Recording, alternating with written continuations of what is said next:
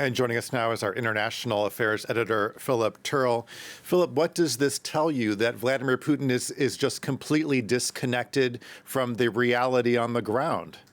I think there are a couple of things here, Monty. The first one is that Vladimir Putin has got a very set mind over what he wants to achieve in Ukraine. And it's like, that is what I'm going to do, and that is the only solution, and my generals and my army have got to obtain and do what I tell them.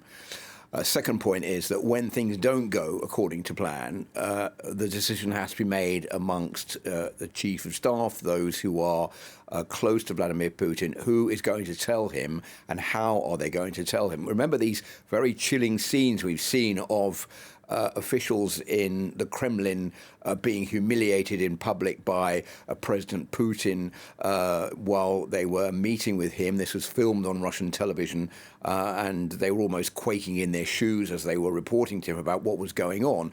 Put yourself in the place of those men. It would be easier just to tell him, yes, Mr. Putin, everything's going fine. Yes, the war is going the way you wanted. And yes, we'll soon be in control of Ukraine, rather than to say, well, in fact, the war's not going according to plan and it's all turning out to be a disaster, for the simple reason that that person may well end up losing their job or, even worse, being murdered. And we have had a reshuffling of the armed forces by Vladimir Putin since the start of this war. So I think that one of the problems, and this is something that Antony Blinken has said, the US Secretary of State, is that in an autocracy like in Russia, the person calling the shots and telling everybody what to do can in fact be completely cut off from reality, and no one will dare tell them what is going on. Well, so meanwhile, Russian troops appear to be pulling out of positions around Kyiv and they're heading east. What is the Russian strategy there? So it appears pretty clear that this has not gone, which we've been saying for a few weeks now. This war is not going the way Russia expected it to. And it's going to be a very difficult war for Russia if it wants to take control of Kyiv, for example, the capital, and other key cities around the country. For example, even Odessa, they haven't managed to take yet. So I think there is a change of tactic. Russia is saying it's withdrawing its forces, but in fact, it's not withdrawing its forces.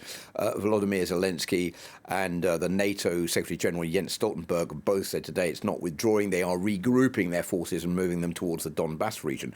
Why is the Donbass region important? Because Russia has already declared two states there, Luhansk and Donetsk, which are only recognized by Russia and Syria as being independent countries.